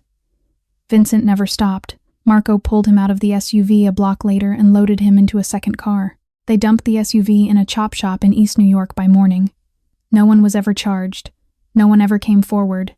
And he had no idea who he had hit. None. Until he picked that same little girl up off the pavement of a Brooklyn alley 3 months ago and walked her into Mount Sinai like she was his own daughter. Another pause. Then, softer, almost reflective. "My father has been saving that story for the right day, Leo. I think tomorrow night, when Don Moretti walks in here for his little orphan, we will let him hear it. Right before the end. I think he deserves to know." The tobacco was ground underfoot. Footsteps moved away down the corridor. The fluorescent bulb hummed. Lily did not move. She did not move for what felt, inside her own chest, like a long time. Perhaps a minute, perhaps 10. Outside the high barred window, the January light had shifted a shade, which was the only way she knew that time was still passing at all. Then, very slowly, she lowered her hands from her mouth. She had not realized both of them were pressed against it. She had bitten the inside of her lower lip hard enough to taste blood. She had not been breathing through her nose for a while. When she finally allowed the first proper breath in, it came with a small, dry, airless sound that was not yet a sob, but was already something worse. He hit them. He hit Mommy and Daddy. He was the black SUV. He did this. Pieces of the last 3 months rearranged themselves in her memory, one by one, into a shape she had not been able to see before. The way he had gone very still, in the hospital, when she told him her last name. The way he had paid for the room without looking at the number on the bill. The way he had insisted, quietly, on carrying her brother himself into every appointment, even when the nurses had offered to. The way he had flinched, she saw it now. She had not understood then, every time her mother was mentioned in the photograph in the wallet. The way he had bought her a silver star pendant, as though he were trying to put something back into her hands that he had taken without knowing. Was all of it an apology? Was any of it real? Did he ever love Noah? Or was Noah just a small living thing he could pour his guilt into until the guilt stopped screaming? Lily slid sideways off the mattress and onto the cold concrete floor. She did not curl into a ball. She sat with her back against the metal frame of the bed, legs out straight in front of her in the pose of a child who has just had the floor of her world collapse underneath her and has not yet learned to stand on whatever is left. Her right hand, inside her coat pocket, closed around the silver star. Her left hand rose, slowly, and covered her eyes. Somewhere in the warehouse, pipes clanged. She did not cry aloud. She did not let them hear her. She wept the way she had learned to weep at Safe Haven silently, into her own sleeve, with her small shoulders shaking and her teeth pressed together hard enough to ache for her mother, for her father, for the brown-haired man who had read her brother a story about a bear and the moon on Christmas Eve, and for the small, dangerous hope she had been quietly carrying in her chest all these months, that perhaps the world had chosen to give her back a father after all. At 9:40 that night, Vincent Moretti's phone rang one last time before Red Hook. Marco's number on the screen. The voice that came through was cracked in half. "Boss, it was me. I went to Tommaso. I asked for a scare. One night, no one to touch her. He gave his word. He lied. If you walk in there alone, he will put you and the girl in the river. Let me put the men around the building. Please." Vincent did not speak for a long moment. "You are dead to me after tonight, Marco. But every man we have is around that warehouse before I go in. You do not set foot inside. If she lives, you spend the rest of your life on a vineyard in Calabria. Do it." The line cut. At 9:51, a black sedan rolled to a stop at the south service gate of the Red Hook container yard. Vincent stepped out in a long black coat over Kevlar, one pistol at the small of his back, hands empty. He walked toward Warehouse 14 without looking behind him. He did not need to. Along the rows of shipping containers, 12 of Marco's best men had taken position. On the roof of the adjoining shed, 2 more lay flat with suppressors threaded, and half a mile back, 3 tactical vans idled behind an abandoned gas station. Detective Holloway sat in the lead van with a cold cup of coffee in his hand. 8 hours earlier, Dr. Rachel Brennan had called him from the Mount Sinai parking lot. She had told him, in clipped professional tones, that her niece, her 8-year-old niece, whose existence she had only learned of 3 weeks before, had been taken that morning. She had given him everything. 4 likely holding locations, Tommaso's mother's name. Holloway had found the right one. And he had made the quiet decision to let the mob operation reach the door before the badges went through it. In position, he murmured into the radio. Inside, Tommaso stood in the central loading bay with 4 men arranged behind him. A laptop was open on a small table, webcam pointed at the door. Tommaso wanted this filmed. The door swung inward. Vincent stepped through. "Don Moretti, right on time, alone. You never disappoint me. Where is she?" "Presently. Alive. Shortly?" "That depends entirely on." He did not finish. The first shot came from the roof, a single clean crack that removed the gunman farthest right. The second came from the stacks, and in one held breath, the loading bay filled with muzzle, flash tearing Tommaso's soldiers to the floor. Tommaso dove behind a steel pallet. He came up firing. Vincent was already moving. He ran low and hard toward the corridor at the back of the warehouse. A bullet clipped the crates beside him. A second round hit him high in the left shoulder, above the vest, and spun him sideways into the wall. He did not stop. "Lily!" His voice echoed down the concrete hallway. "I am coming." He reached the steel door at the end of the corridor. He kicked the deadbolt twice with the sole of his boot. The frame gave on the third kick. The door banged inward. Lily was in the far corner, back pressed against the wall, knees drawn up, both small arms wrapped around her own chest. The silver star had slipped out from beneath her collar. Vincent crossed the room in 3 strides and dropped to one knee in front of her. "Lily, it is over. They cannot touch you. I am here." She did not move toward him. Her eyes tracked up to his face, and what he saw in them stopped him more completely than the bullet had. It was not fear of Tommaso. It was fear of him. Somehow, in the last 12 hours, she had learned. "You." Her voice came out a broken half-whisper, the voice of a child ripped down the middle. "You were, the black SUV." The night Mommy and Daddy, the word did not finish. Vincent's hand, halfway to her shoulder, stopped in the air. "Lily." His voice was no longer the voice that had walked into the warehouse. "Lily, I did not." He had no right to any sentence that might follow. He lowered himself fully to his knees on the concrete. Blood from his shoulder dripped, one slow drop at a time. Between them, behind him, a shadow moved in the corridor. Tommaso De Luca, bleeding from a graze along his jaw, had risen unsteadily from behind the pallet and staggered after Vincent's voice. He braced one shoulder against the doorframe. He lifted his pistol two-handed and sighted down the hallway at the kneeling back of the man he had waited 3 years to kill. A single rifle shot cracked from the loading bay. Tommaso's head snapped backward once, and he folded sideways onto the concrete. 40 feet behind him, Detective Holloway lowered his service rifle and spoke 4 quiet words into his radio. Suspect down. Send medics. Inside the small concrete room, Vincent Moretti, bleeding, kneeling, unarmed now in every way that mattered, did not turn his head toward the gunshot. He had eyes only for the 8-year-old girl against the far wall, and she had eyes only for him. By the time the red and blue lights flooded the Red Hook yard, Vincent Moretti had lost consciousness from blood loss. They loaded him into the first ambulance, shoulder packed, pressure held by a paramedic whose hands were slick to the wrists. Old Tony was stable at a private clinic on the North Shore. Marco Bianchi sat with his wrists cable-tied in the back of an unmarked car and did not lift his face when Detective Holloway passed him. A female officer carried Lily out of the warehouse. The little girl did not cry. She did not speak. She let her head rest against the officer's shoulder and looked back, once, at the long hallway where men in blue gloves were crouched over a man in a black coat who would not stop bleeding. Doctor. Rachel Brennan met them at the south gate with her hospital coat still on over her sweater.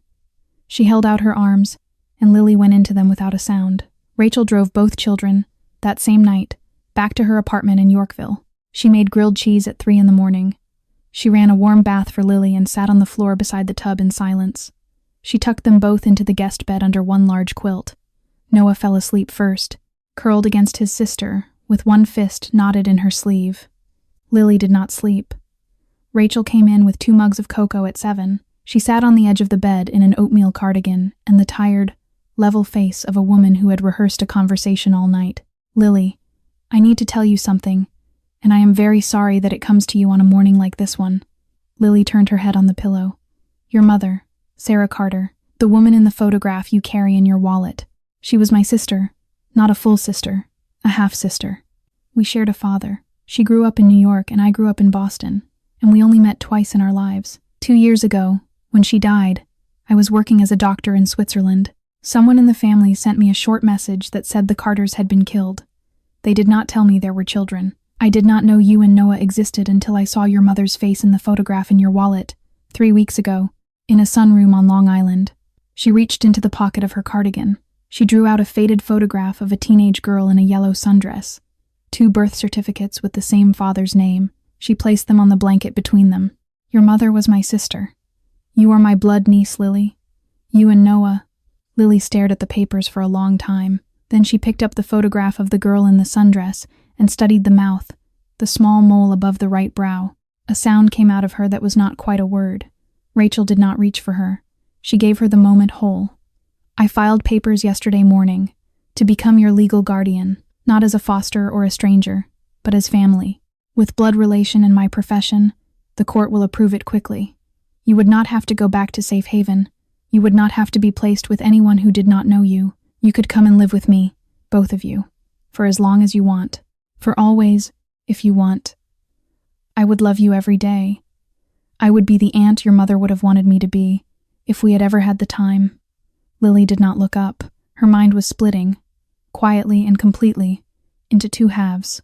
On one side stood the woman in front of her, a doctor, an aunt, blood, a woman who had never harmed anyone, a mother's last remaining sister. On the other side stood a man bleeding out in an ambulance on the Brooklyn-Queens Expressway, a man who had fed her a vending machine sandwich on the first night of her life she had ever been warm, a man who had taught her brother how to hold a spoon, a man who had clasped a silver star around her neck on Christmas Eve, a man who was also the reason she had buried her mother and her father. Before she could answer, a small rustle at her elbow. Noah had woken. His cheek was creased pink from the pillow. His fingers tugged at her sleeve. Sissy, where's Daddy Vincent? Can we see Daddy today? Is Daddy okay? Lily closed her eyes. A single tear ran down her cheek and fell onto the faded photograph of the girl in the yellow sundress, and neither of the women in the room spoke for a long, long time. 3 nights later, at 10:15, Lily Carter slipped out of the guest bed in her aunt's apartment without waking her brother. She dressed in the dark, pulled her navy coat over her pajamas, and folded a note onto the kitchen counter in her best 8-year-old handwriting, gone for a walk, home soon. Love, Lily. She took the single $20 bill Rachel kept in the dish by the door. She rode alone in the back of a yellow cab to Mount Sinai. The night nurse on the surgical floor had seen enough in 30 years to recognize a child who was not lost. Lily said only one name. The nurse studied her, glanced at her clipboard, and walked her down the corridor without a word. A uniformed officer outside the door looked at her, looked at the nurse, and nodded once. The nurse pushed the door open and let the girl go in alone. The room was quiet. Vincent lay propped against 2 pillows, his left arm in a sling strapped across his chest, an IV line running into the back of his right hand. The blue glow of the heart monitor counted out a slow, steady rhythm. His face was paler than she had ever seen it. His eyes went wide when he saw her in the doorway. For 3 seconds he did not speak. Then his gaze dropped to the folded blanket across his lap and did not lift again. Lily walked to the chair beside the bed. She did not climb onto it. She stood with both small hands on the armrest and looked at the man who could not meet her eyes. Lily. His voice was hoarse and older than she had ever heard it. Does your aunt know you are here? No, I am not going to ask for your forgiveness. I have no right to that word. But you came, and so you have earned everything I know. He drew a shallow breath. That night, 2 years ago, Falcone men had tried to kill me at dinner. My arm was open to the bone. We ran for the car. We ran faster than we should have. East 7th and Avenue B. I did not see the silver sedan. I did not see your father at the wheel, or your mother beside him. When the impact came, my driver pulled me out a block later and put me in a second car before I was conscious enough to ask what had happened. I did not know whose car we hit, Lily. I did not know until you told me your last name in Dr. Rachel's trauma bay 3 months ago. He stopped. That is not a defense. Your orphanhood belongs to me. I carry it. I will carry it for as long as I live. Lily's eyes had filled. The tears ran straight down onto the collar of her coat. Do you know what you did to me, Vincent? He did not look up. You made me love you like a father, and now I do not know where to put that. There is nowhere in a child to hold 2 things that big at the same time. When he finally spoke, his voice had gone flat and careful, like a man reading a sentence already accepted. Then you should go and live with Dr. Rachel. She is your blood. She is a good woman. She will never bring the kind of men down on your house that will one day come looking for mine. I will pay for everything. Schools, doctors, university, whatever either of you needs for the rest of your lives. But you should not see me again, Lily. Not at birthdays, not at graduations, not ever. I am asking you, as the only honest thing I can still offer you, let me disappear out of your lives. Please.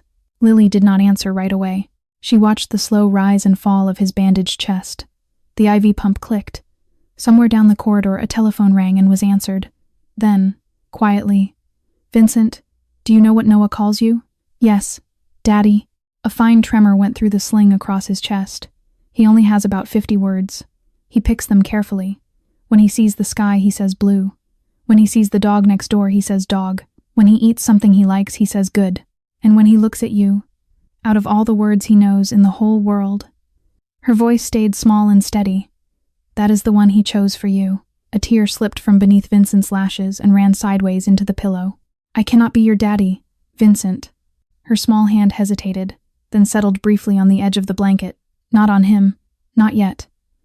I do not know if I will ever call you that. Maybe I never will. But I am not going to disappear you out of Noah's life. He chose. And I am old enough to know you do not take a word away from a little brother once he has decided it. She drew her hand back and stepped away from the bed. At the door, she stopped and turned. Get better, doctor. Rachel and I have not finished deciding what comes next, but when we do, I will come back, and I will tell you. She let herself out, and behind the closed door of room 817, Vincent Moretti lay in the dim blue light of the monitor, and for the first time in 3 years and 3 months, he allowed himself finally, and all at once, to weep. 6 months passed the way quiet months pass in the lives of people learning how to live again slowly, carefully, one gentle morning at a time. On a sun-bleached afternoon in May, a small 2-story house with pale yellow clapboard siding stood at the end of a quiet residential street in Larchmont, 40 minutes north of Mount Sinai Hospital. There was a white picket fence, a magnolia tree in heavy bloom at the corner of the lot, and a wooden swing on the front porch that squeaked faintly in the breeze. This was the house Lily Carter had chosen. In April, a family court judge in Westchester County had formally approved Dr. Rachel Brennan as the legal guardian of Lily and Noah Carter. Blood relation. A clean record, a pediatrician's salary, and a steady home. The paperwork had moved as quickly as paperwork can move when the adults in a child's life, for once, agree. But the order contained a single unusual provision, written in at the request of the minor child herself. Visitation rights granted to Mr. Vincent Moretti on a weekly basis, subject to supervision by legal guardian. It had been Lily's condition. Rachel had not argued. Many other things had changed in those 6 months. Vincent Moretti had stepped down as Don of the Moretti family in a private ceremony on a February morning, handing the ring of his father to a first cousin from Chicago named Lorenzo, who had no children and a steady hand. He had transferred the bulk of his personal fortune into a newly chartered nonprofit, the Carter Foundation for Children, whose mission was exactly the opposite of safe havens. Real food, real doctors, real homes, no photographs sold for donations. Patricia Hayes had been arrested in March on federal charges of wire fraud and child endangerment and would not see the outside of a courtroom for a very long time. Marco Bianchi had been flown to a vineyard in Calabria in early February. He was permitted to keep his name, his pension, and his life. He was not permitted to return to New York for any reason. He wrote Vincent one letter, unanswered, every Sunday. Detective James Holloway had closed the Carter hit-and-run file at the end of April. Vincent had pleaded guilty to felony hit-and-run resulting in death.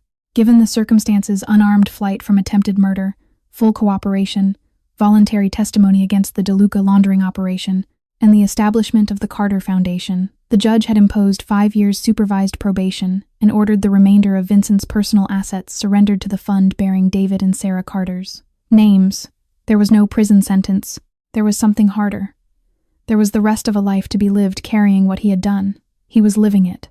On that May afternoon, the screen door of the little yellow house banged open, and a small 4-year-old in denim shortalls came tumbling out onto the back lawn with both arms raised above his head. "Daddy Vincent! Daddy Vincent!" Vincent was halfway up the stepping-stone path from the garden gate. The instant Noah launched himself off the porch, Vincent went down to one knee on the grass and caught him full against his chest, and the laugh that came out of the man was the laugh of someone who had only recently remembered how. On the back step, with a chapter book open face down on her knees, sat Lily.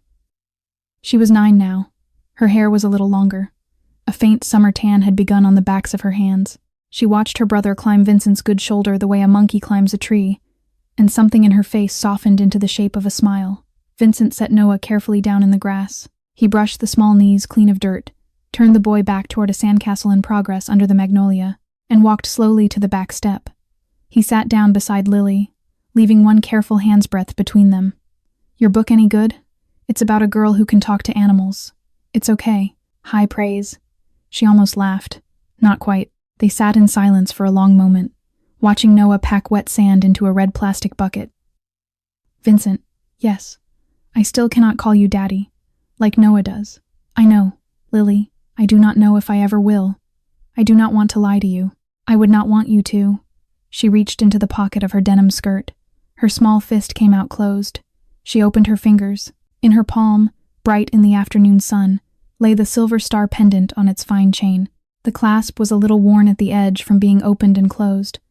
The star itself had been polished, recently and carefully, by someone who wanted it to look its best. I still wear it, every day, under my shirts, mostly. Sometimes on top, when I feel brave. Vincent's throat moved. He did not trust his voice. "I wanted you to know." She curled her hand closed over the pendant again. She did not give it back. She was showing it to him, not surrendering it. Vincent smiled. It was not the careful, measured line he had offered to business partners and senators and priests for 25 years. It was a small, crooked, unpracticed thing that reached all the way into his eyes, and it was the first true smile that had crossed his face in 3 years and 6 months. "That is enough, Lily. That is more than enough." Behind them, the screen door swung open. Rachel stood in the doorway in an apron dusted with flour, one wooden spoon in her hand. "Dinner in 5. "Vincent, are you staying?" Lily looked up at him. The question was not Rachel's alone. Vincent rose slowly from the step. He held out one hand to Lily. She considered it for a half-second, then slipped her small hand into his and allowed him to pull her to her feet.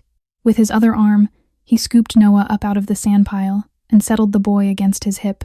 The 3 of them walked together toward the open back door, into the warm gold light of the kitchen, where a woman in a flour-dusted apron was already setting a 4th plate on the table. The door swung shut behind them, and there, at a quiet yellow house in a small town north of the city, a story that had begun on a wet Brooklyn pavement with a little girl whispering, "Please bury my brother," found its quiet late afternoon end, not in perfect healing, but in the far rarer thing, the choice to stay at the table, together, anyway. Some families are born of blood. Some families are chosen through pain, and sometimes if a child is brave enough, and the adults around her are humble enough, One small heart can hold both at once. Dear friends, thank you for staying with Lily, Noah, and Vincent all the way to the end of their journey tonight. Stories like this one remind us that forgiveness is not a gift we give to the people who hurt us. It is a door we open, very slowly, for ourselves so that we can walk through into a life that is no longer defined by the worst thing that ever happened in it. Family is not always the people we are born to. Sometimes it is the people who show up in our darkest alley, kneel down in the rain, and decide we are worth carrying home. If this story moved you even a little, please consider tapping the like button, sharing the video with someone who might need it, and subscribing to the channel so you never miss the next story we bring you. And we would love to hear from you. Does Lily's choice remind you of someone in your own life? Have you ever had to forgive someone who truly did not deserve it and found yourself changed by the choice? Leave a comment below and share what this story stirred in your heart. We read every one. From all of us here, we wish you a peaceful evening, a healthy body, a quiet mind, and a home filled with the kind of warmth Lily finally found. Take care of yourself. Take care of the people around you. Goodbye for now, and we will see you again in the next story.